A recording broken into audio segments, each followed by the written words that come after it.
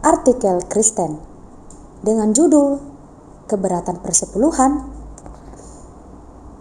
Saya banyak mendapat pertanyaan orang tentang persepuluhan dan terus terang saya tersenyum bahkan tertawa. Pertama yang saya lihat adalah masalah motivasi mereka di balik pertanyaan mereka. Sesungguhnya apa yang memotivasi mereka keberatan kasih persepuluhan?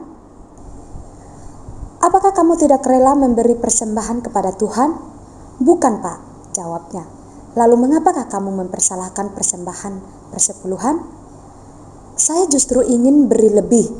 Maka itu jangan pakai nama persepuluhan, jawabnya. Sebab kalau mereka berkata bahwa mereka tidak rela beri 10%, ucapan mereka tertahan oleh gengsi mereka. Oh, jadi kamu mau kasih lebih dari 10%, makanya kamu protes namanya persepuluhan.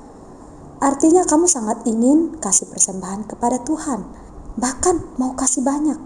Tetapi karena namanya persepuluhan, maka kamu tidak berani kasih lebih dari 10%. Biasanya dia mulai bingung karena pada dasarnya dia tidak rela kasih 10%. Itu terlalu banyak baginya, makanya dia protes.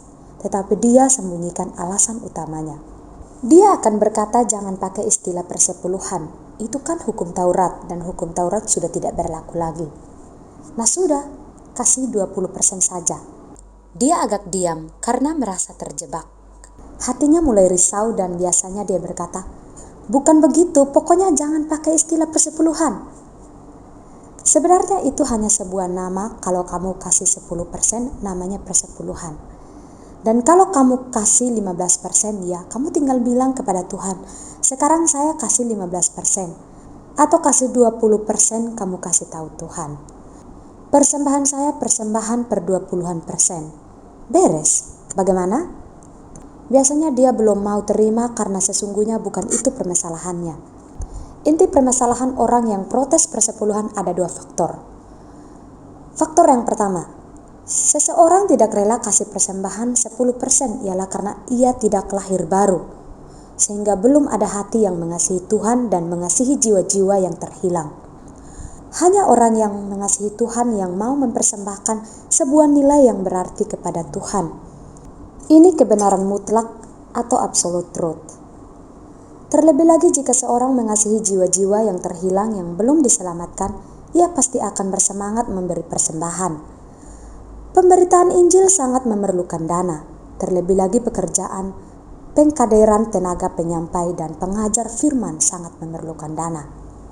Berita yang sangat menyayat hati ialah ditutupnya sekolah teologi. Satu persatu sekolah teologi atau STT di Indonesia tutup karena kekurangan dana. Di Kalimantan Barat, wilayah yang saya sangat kenal, telah banyak STT yang ditutup setelah ditinggal oleh misionari. Pemimpin nasional tidak sanggup menggalang dana untuk menunjang pekerjaan itu.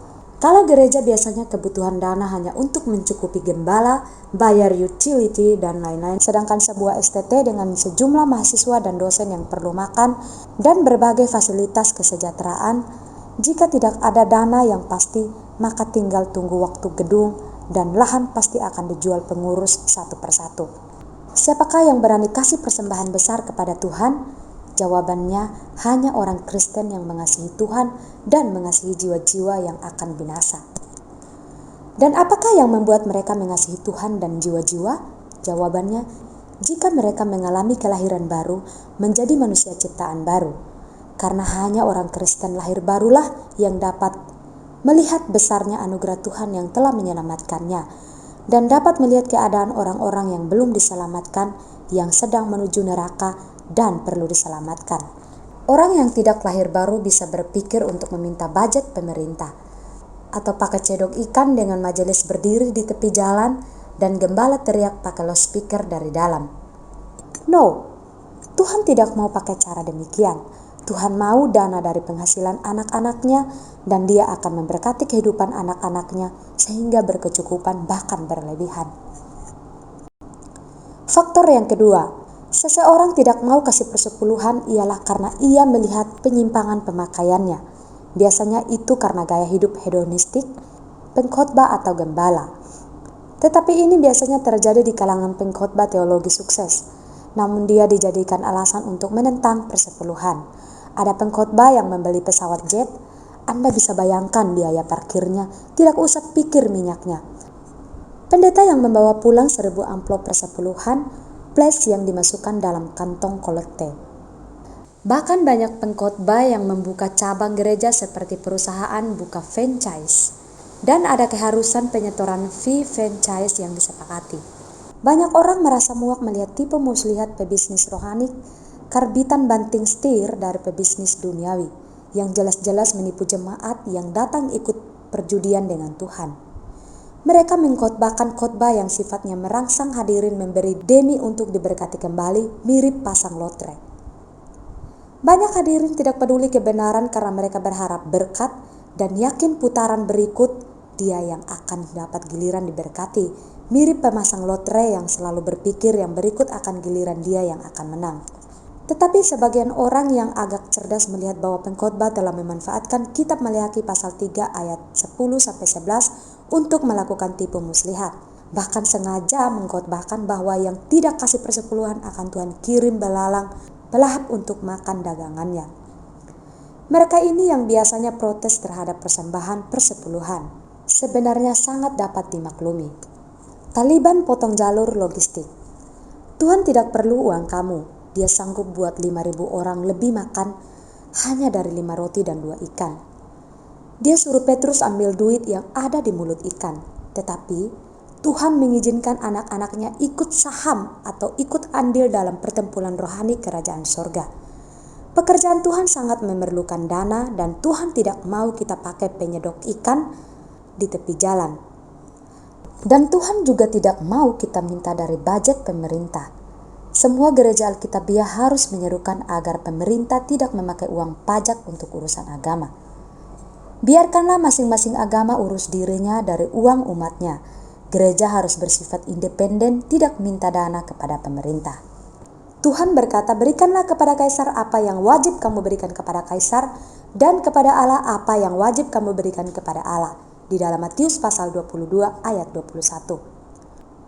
Menurut Anda Tuhan sedang berbicara tentang apa? Banyak orang berargumen bahwa Tuhan tak pernah menyinggung persepuluhan di zaman perjanjian baru. Jadi Tuhan sedang berbicara tentang apa yang ia bandingkan dengan pajak kepada Kaisar? Apa yang orang-orang Yahudi wajib berikan kepada Allah pada saat itu? Jawabannya persepuluhan. Mengapa Abraham beri persepuluhan? Dia tahu itu wajib. Mengapa cuma tercatat sekali? Karena tidak ada yang berhak terima, dia cuma punya kesempatan sekali. Tidak mungkin dia berikan persepuluhan kepada Firaun atau Elimelek. Yakub bahkan tidak ketemu yang berhak terima dan tidak mungkin dia berikan pada Laban atau Esau. Maka tidak tercatat Yakub berhasil memberi persepuluhan. Tetapi celakalah kamu, hai orang-orang Farisi, sebab kamu membayar persepuluhan dari selasi, inggu dan segala jenis sayuran, tetapi kamu mengabaikan keadilan dan kasih Allah. Yang satu harus dilakukan dan yang lain jangan diabaikan. Di dalam Lukas pasal 11 ayat 42. Silakan baca ulang-ulang apa yang harus atau wajib yang dimaksud Tuhan. Sekali lagi sesungguhnya Tuhan bisa bikin uang, bahkan semua kertas bisa berubah jadi uang. Tetapi bukan begitu cara Tuhan karena itu akan merusak ekonomi. Tuhan mau melibatkan anak-anaknya dalam pelayanan dalam pertempuran rohani. Dan ketersediaan dana tentu sangat mempengaruhi pekerjaan atau pertempuran. Kelompok Taliban tahu bahwa persenjataan mereka bukan tandingan tentara Amerika Serikat yang sangat canggih. Tetapi mereka adalah pejuang yang gigih dan tak pernah mau menyerah. Tentu mereka tahu persis tindakan paling efektif ialah potong jalur suplai logistik pasukan Amerika Serikat. Maka itu mereka pasang bom tepi jalan untuk membom truk pengangkut logistik. Bagaimana menurut Anda? Mungkinkah iblis lebih bodoh dari pejuang Taliban? Mustahil. Kemajuan pemberitaan Injil pasti tertahan ketika sebuah sekolah teologi bubar. Penyebabnya? Tidak ada biaya operasi. Mengapa? 2 faktor yang telah kita bahas di atas, orang Kristen tidak lahir baru dan pemakaian persembahan yang koruptif, hedonistik. Kesimpulannya, berilah persembahan atas dasar mengasihi Tuhan dan mengasihi jiwa-jiwa yang terhilang pada jemaat lokal yang adalah tubuh Tuhan. Berapa persen? Jumlahnya terserah. karena itu akan menunjukkan seberapa engkau mengasihi Tuhan dan pekerjaannya. Jangan lupa amatilah penggunaan uang di gereja Anda, antara lain sistem penggajian gembala dan berbagai pelayanannya, atau untuk apa saja persembahan yang masuk itu. Hamba yang melayani Tuhan yang mengasihinya tidak patut kekurangan, dan juga tidak patut hidup berfoya-foya atau menumpuk kekayaan untuk keturunannya. Sistem penggajian yang masuk akal dan berimbang adalah jalan keluar atau solusi satu-satunya. Tuhan tetapkan suku Lewi untuk melayaninya dan Dia yang menggaji mereka. Suku lain setuju mempersembahkan 10% sebagai persembahan persepuluhan, dan ini adalah persembahan minimal mereka. Tuhan menggaji suku Lewi dengan persembahan persepuluhan 11 suku lain dan memakai persembahan persepuluhan suku Lewi untuk menggaji keluarga imam. Dan ini untuk menjadi ketetapan selamanya, sehingga tidak diperlukan rapat majelis atau rapat sinode untuk menaikkan gaji suku Lewi. Jadi, jika 11 suku lain tidak tepati janji sehingga Matius orang Lewi harus melamar kerja di kantor pajak, menurut Anda Tuhan boleh marah pada 11 suku? Maka itu Tuhan berkata bahwa mereka semua yang tidak kembalikan persepuluhan itu terkutuk karena telah menyebabkan Tuhan ingkar janji pada suku Lewi. Dan Tuhan pasti sangat senang serta bahagia ketika anak-anaknya mengasihinya dan memberikan persembahan 10% dan bahkan lebih untuk pekerjaannya. Saya memberi persembahan persepuluhan sejak masih anak sekolah, padahal belum ada penghasilan melainkan harapkan pemberian orang tua yang sangat sedikit. Dan baiklah dia yang menerima pengajaran dalam firman membagi segala sesuatu yang ada padanya dengan orang yang memberikan pengajaran itu, di dalam Galatia pasal 6 ayat 6. Mengapakah di surat Paulus tidak menyinggung persepuluhan? Lihatlah suratnya kepada jemaat Galatia, itu jelas lebih dari persepuluhan. Artinya, yang terima ajaran membagi miliknya dengan orang yang mengajar. Jadi, jika seorang penginjil memulai jemaat dan baru ada 3 keluarga diselamatkan, maka supaya penginjil bisa hidup, jelas 3 keluarga itu mesti memberi lebih dari 10%. Persembahan persepuluhan itu adalah persembahan basic yang harus diperhatikan oleh orang yang sudah diselamatkan demi jemaat tetap eksis dan pekerjaan pemberitaan Injil bisa berjalan, dan agar sekolah teologi tidak sampai ditutup karena tidak ada dana operasional.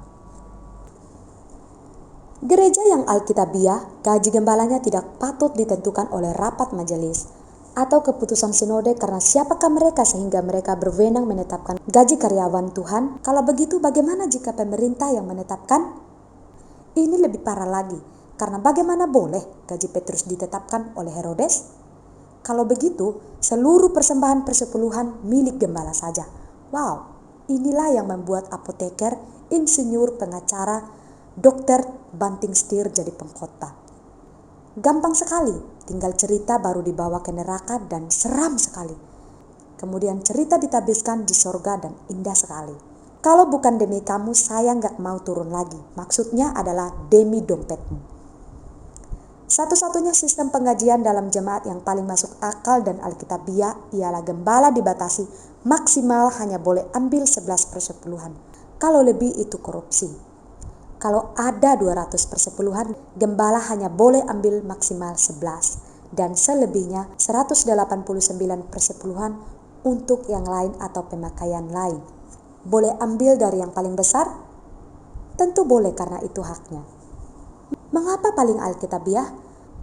Karena ada contohnya di zaman ibadah simbolistik, ritualistik, dan jasmania perjanjian lama dari sistem penggajian suku Lewi. Sistem lain tidak ada contohnya dan efeknya pasti destruktif. Dari segi masuk akalnya, gembala akan berpenghasilan rata-rata dari 11 orang yang paling setia, tidak akan kaya raya dan tidak akan kekurangan. Bagaimana kalau ada yang kasih persepuluhan 1 miliar? Oh, itu puji Tuhan, berarti ada anggota yang sangat diberkati dan setia. Banyak orang Kristen diberkati tetapi tidak banyak yang setia. Mengapakah gembala yang memberitakan Injil untuk menyelamatkannya dan mengajar firman kepadanya tidak berhak terima? Mengapakah ada yang perlu iri kepada gembalanya? Namun tidak iri pada pemberi persepuluhan itu yang berarti ia dapat 10 miliar? Oh, dia dapat 10 miliar itu hasil usahanya. Tidak ada yang perlu iri. Nah, Kalau ada anggota jemaat yang terberkati, apakah itu bukan hasil kerja gembalanya yang telah melayani jemaatnya dan sudah banyak berdoa untuk jemaatnya? Para agen asuransi bisa berpenghasilan bermiliar-miliar dan tidak ada satu orang pun yang iri kepada mereka, bahkan teman sekantor mereka pun tidak. Malahan mereka memakai income mereka untuk menarik orang menjadi agen mereka. Mengapa? Karena aturan mainnya sangat jelas. Agen akan dapat sekian persen dari premi yang dibayar customer. Kalau ambil lebih itu korupsi dan pasti dipecat, bahkan bisa dipenjarakan. Sama halnya dengan melayani Tuhan, aturannya harus jelas. Di GBIA gembala berhak atas maksimal 11/10 dan ini fair. Siapa saja boleh masuk sekolah teologi dan setelah tamat mereka pergi beritakan Injil dan membangun jemaat. Kemudian berdoalah agar anggotanya diberkati Tuhan sehingga semuanya menjadi konglomerat. Dan kalau ada anggota yang jadi konglomerat kemudian dia setia dan kasih persepuluhan 1 bulan 1 miliar, bahkan 10 miliar, itu hak gembala. Tidak ada pihak manapun yang perlu iri. Kalau gembala ambil lebih dari 11/10, itu korupsi. Akhirnya tentu masih ada banyak pertanyaan yang muncul sekitar persepuluhan dan jika diteruskan maka uraian ini akan menjadi terlalu panjang untuk dibaca. Berilah persepuluhan sebagai tanda engkau mengasihi Tuhan dan mengasihi jiwa-jiwa yang terhilang. Dan amatilah cara gerejamu mempergunakan persembahanmu. Kalau gerejamu menyimpang, lebih baik kamu pindah gereja daripada imanmu semakin lemah dan kamu mulai protes-protes persembahan kepada Tuhan. Biasanya pemrotes persepuluhan bukanlah orang Kristen yang setia di sebuah jemaat, melainkan Kristen yang tidak jelas keanggotaannya. Padahal, tidak ada seorang pun yang bisa menjadi orang Kristen yang baik tanpa menjadi anggota jemaat yang baik. Di Indonesia, bahkan di dunia saya belum dengar ada yang lain. Hanya GBIA yang menetapkan bahwa gembala hanya berhak atas 11/10, tak perlu ada rapat tentang gaji gembala selama-lamanya. Apa alasan Anda protes persembahan persepuluhan? Tidak rela memberi kepada Tuhan? Karena namanya persepuluhan dan Anda mau kasih lebih? Karena cara pemakaiannya salah? Ingat, Tuhan melihat hati setiap orang. Ayat yang ke-25, dahulu aku muda, sekarang telah menjadi tua. Tetapi tidak pernah kulihat orang benar ditinggalkan atau anak cucunya meminta-minta roti. Ayatnya yang ke-26, tiap hari ia menaruh belas kasihan dan memberi pinjaman dan anak cucunya menjadi berkat. Di dalam Mazmur pasal 37 ayat 25-26. Dan beri beberapa persen, beberapa banyak pun harus dengan sukacita dan penuh kerelaan hati. Hendaklah masing-masing memberikan menurut kerelaan hatinya, jangan dengan sedih hati atau karena paksaan, sebab Allah mengasihi orang yang memberi dengan sukacita. Di dalam 2 Korintus pasal 9 ayatnya yang ke-7. Kiranya Tuhan memberi hikmat dan marilah kita mengasihi Tuhan dengan mengasihi jemaat yang adalah tubuhnya. Jakarta, 1 Agustus 2020, DR Suharto Liau. Demikian pembacaan artikel kita pada hari ini. Tuhan Yesus memberkati dan Maranatha.